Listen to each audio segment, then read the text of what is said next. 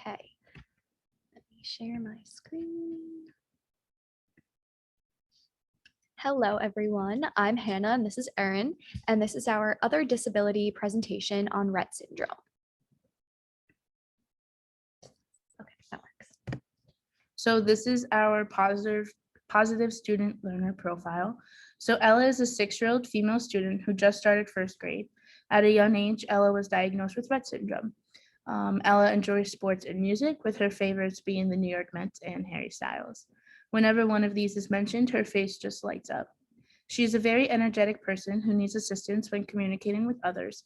Her one-to-one aide assists her with the use of her AAC device, which tracks her eye movement on a computer screen and locates the terms she is desiring to use. Her favorite subject is science, as she loves experimenting and learning how things work. She attends physical therapy 3 times a week and music therapy once a week. Also, once a week, she attends counseling with her family, where they communicate about Ella and come up with the best ideas to assist her. Ella shows a desire to communicate with her peers in the classroom, as she makes multiple attempts to engage in conversation that happens at her table on a consistent basis. Her one-to-one aide assists Ella in conversing in these conversations, and overall, Ella is an energetic and outgoing student who loves socializing with her peers. So the characteristics of Rett syndrome are, it's a very rare genetic neurological disorder that occurs almost exclusively in girls and leads to severe impairments affecting nearly every aspect of the child's life. So their ability to speak, walk, eat, and even breathe easily. Characteristics in the early stages are, it seems, apparently normal prenatal and perinatal development, and apparently normal psychomotor development through the first 5 months of birth. And then after that, things can kind of take a shift. The normal, and also a normal head circumference.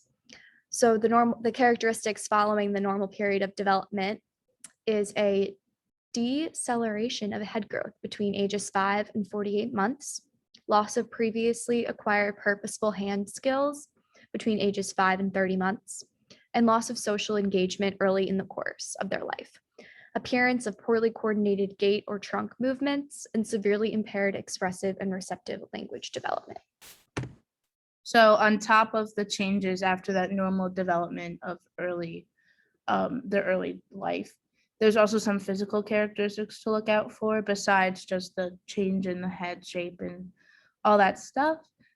Seizures, it's very common for students with Rett syndrome to experience seizures. They can have trouble digesting their food. And like Hannah said before, they can lose those purposeful hand movements. And this is actually one of the most prevalent characteristics of Rett syndrome. So they could have trouble with hand washing, licking and sucking, bringing their hands to their mouth, and stretching and flexing the joints of the middle finger. And another physical characteristic is an actual curvature of the spine. So the causes and prevalence of Rett syndrome. 1 in 10,000 female births worldwide, and it is extremely rare in males. 10,000 to 15,000 cases of females in the US across all racial and ethnic groups, and that was in 2001, that data. And basically, Rett syndrome is a mutation on the X chromosome of the MECP2. So when the X chromosome that is carrying the defective gene in the MECP2 is off in a large group of cells, the symptoms tend to be more mild.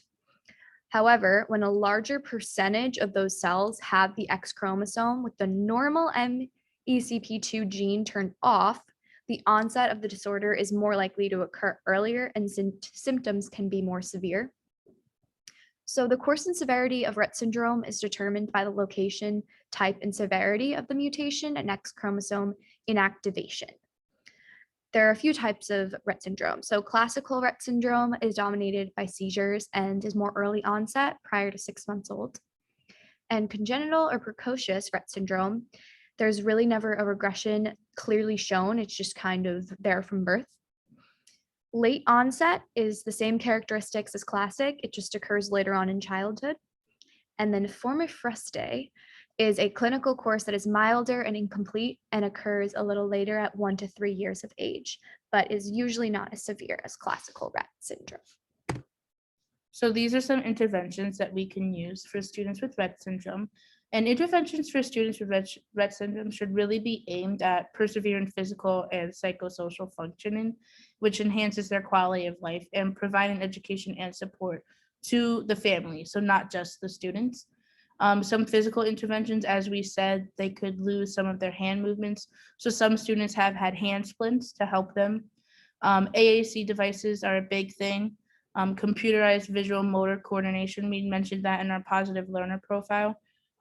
Students, it can track their eye movements, and students choose their desired item based on the eye movement. So if their eyes are on a certain item for a long time, the computer will say, like just for a few seconds, but the computer will say what word they are looking at.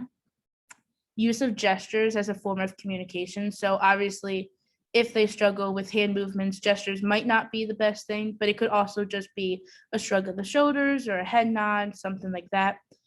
Sensory motor rehabilitation, and depending on the student, those with Rett syndrome may need a one-to-one aid, and special education services, so physical therapy, occupational therapy, counseling, speech, and counseling should also include the families so they can also get support.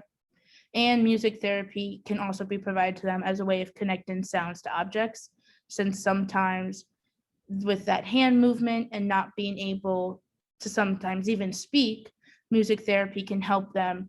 If they hear a sound, they know what object it is. Instead of saying the word, they can show you with their face that they know where that is. Okay, and that's the end. Thank you guys for Thank listening. you.